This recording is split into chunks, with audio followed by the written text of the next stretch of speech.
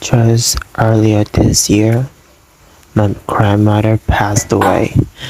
I still remember the moment I saw my mother sobbing at her funeral.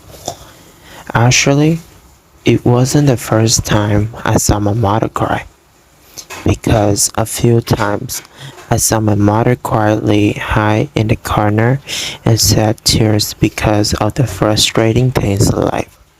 Because other friend she trusted to borrow money and then disappear.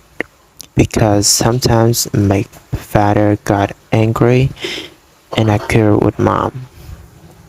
I've only say I've seen her a few times because those are really rare times when I see her cry.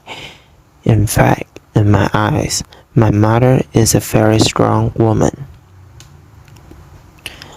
Mother said that day the family was difficult. She did not have much education, just enough to know words, numbers, and calculations. She has to rush into life to earn food and clothes. Mother is also the big sister in the family, so she has to work and take care of the shy juniors to help her parents.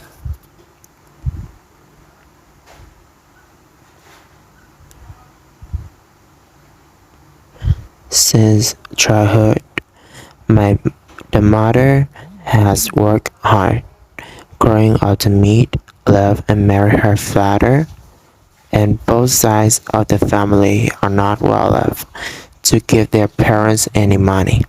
Together, parents nurture, saved, work day and night, and then gradually build a house, land, garden, and career to from empty hands.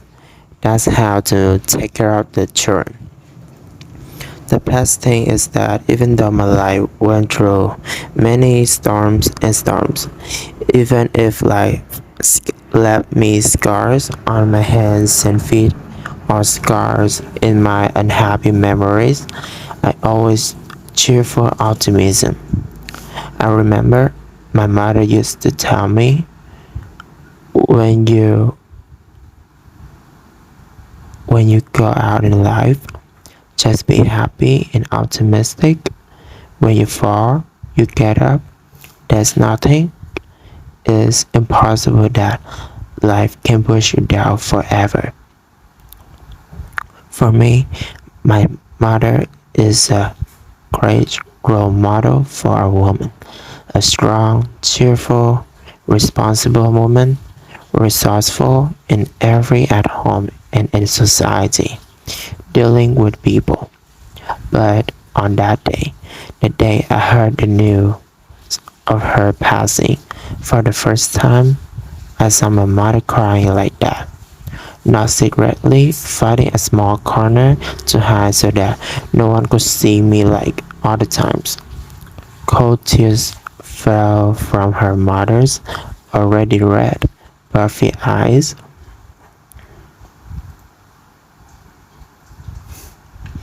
The mother cried and sobbed like a child, regardless of who was watching, and seemed to forget that she had to force herself to hold back her tears like the way adults often do when facing sadness.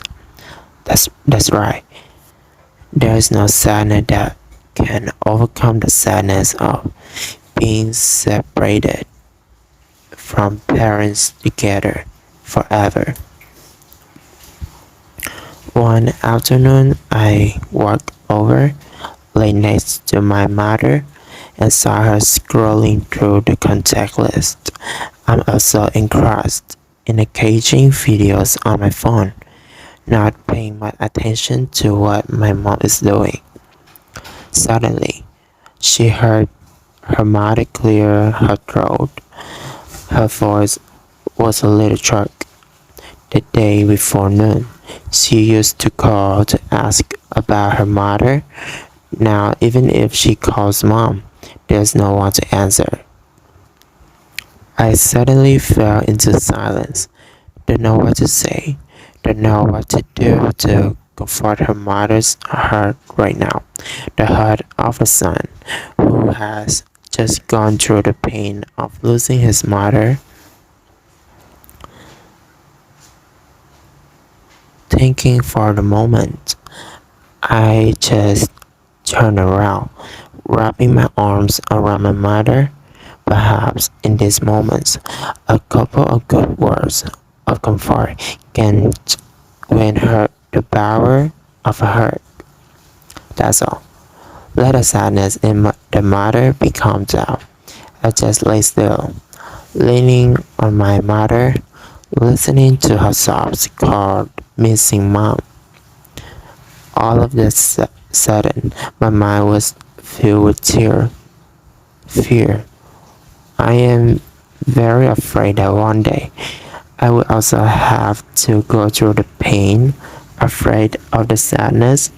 I often confided to my mother to leave open and do not know who to tell. Fear that I will no longer see that funny laugh. The most scary thing is that every time I go home, I come home and I can't hear that familiar voice anymore. Looking back, what I should do right now is to spend more time with my mother, give her more attention, and enjoy every moment with that wonderful woman to the fullest, rather than letting my feel so great. I can feel happy, at peace with the person I love the most in the world. Also, the person who loves me the most in the world. May you always be happy, live a peaceful life.